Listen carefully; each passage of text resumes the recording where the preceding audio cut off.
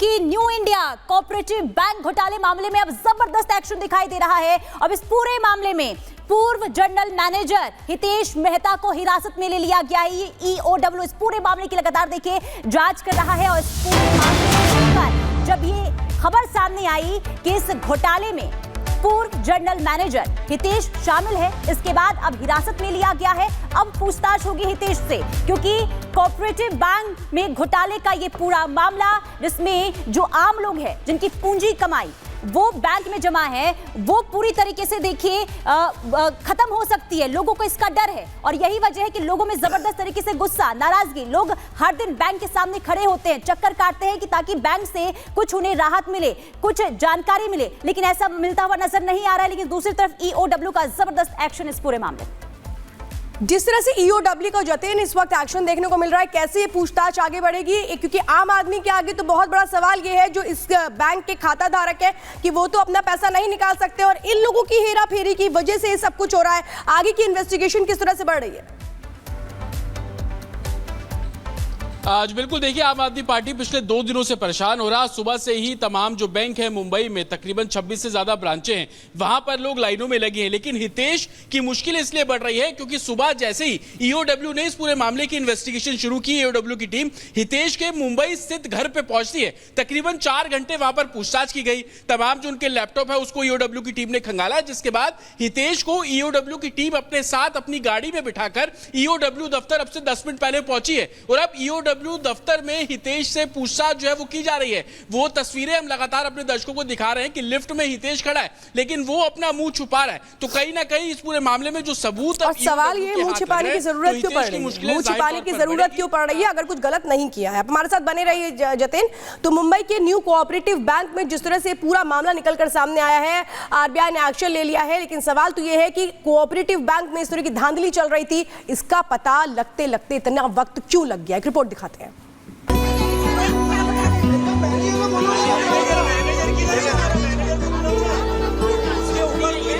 पैसा निकालने का है। ऐसा होएगा तो गरीब लोग कहाँ पे जाएंगे? तो मालूम ही नहीं था ये बैंक का क्या होने वाला।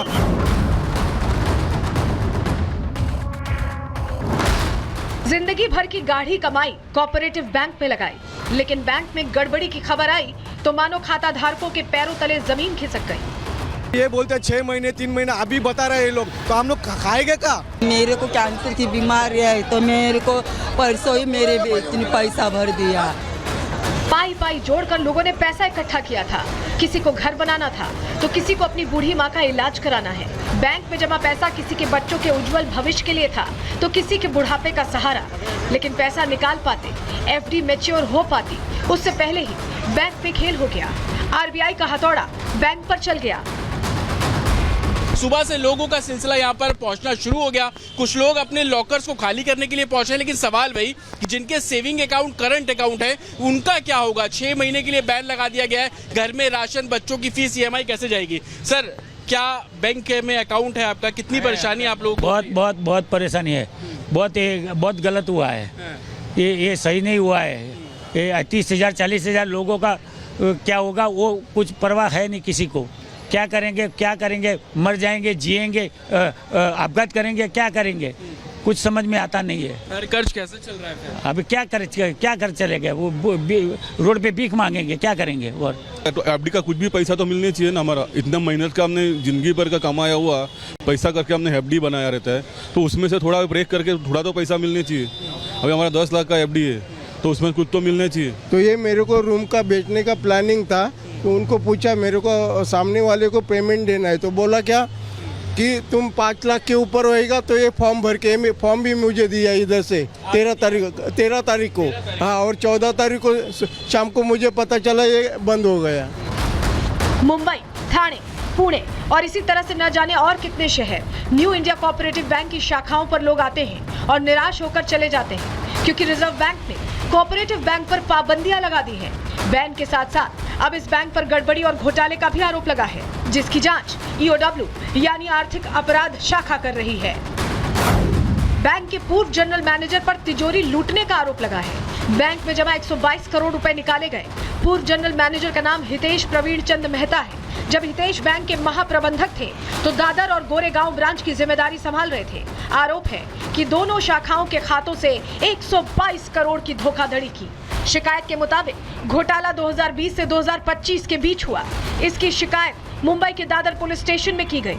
मामले में एफआईआर दर्ज है तो मुंबई पुलिस ईओडब्ल्यू को केस ट्रांसफर कर रही है। अब ईओडब्ल्यू इसकी जांच कर रही है।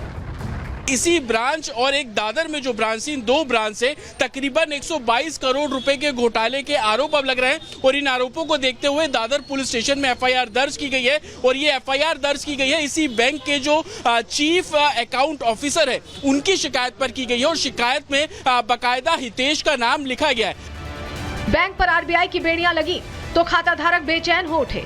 हर ब्रांच के बाहर लंबी लंबी कतार दिखी, इस उम्मीद से कि वो पैसा निकाल पाएंगे, लेकिन रुपया निकलेगा कैसे। न्यू इंडिया कोऑपरेटिव बैंक पर पाबंदियां लग गई हैं और इसके पीछे का कारण है कि बैंक की आर्थिक स्थिति ठीक नहीं है।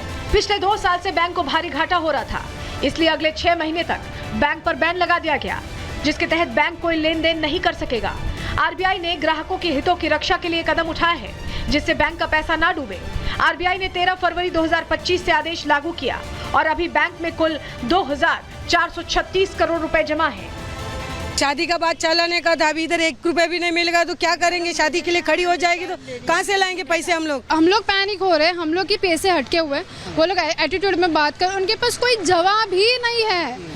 मेरे पैसे हटके हुए, मेरी माँ हॉस्पिटल में, मैं उसको मरने दूं। मेरा अकाउंट सीज कर दिया है, मतलब सब बंद हो गया है। एफडी बंद, मेरा एफडी है उस बैंक में, बैलेंस है सब ब्लॉक कर दिया। मैं मम्मी को उठा के लॉकर ऑपरेट करना, लॉकर उठा के लेने को आया हूँ मैं। बैंक का साफ तौर पर कहना है कि तकरीबन 6 महीने का अब इंतजार करना होगा। आरबीआई ने जो प्रतिबंध लगाया है उस प्रतिबंध के चलते 6 महीने तक इस बैंक की सिचुएशन का ऑडिट किया जाएगा और 6 महीने बाद जब रिव्यू किया जाएगा और आरबीआई को लगेगा कि अब बैंक सुचारू रूप से चलने के लिए तैयार है तो फिर से इस बैंक को एक तरीके से ओपन कर दिया जाएगा। लेकिन 6 महीने का बैन आरबीआई ने लगा दिया। रिजर्व बैंक ने बैंक के लाइसेंस को रद्द नहीं किया है, सिर्फ सख्त प्रतिबंध लगाए हैं। ऐसे में साफ है कि बैंक बंद नहीं हुआ है, लेकिन अगर बैंक की स्थिति खराब होती है तो आरबीआई लाइसेंस भी रद्द करने का अधिकार रखती है। Bureau report, Republic Bharat.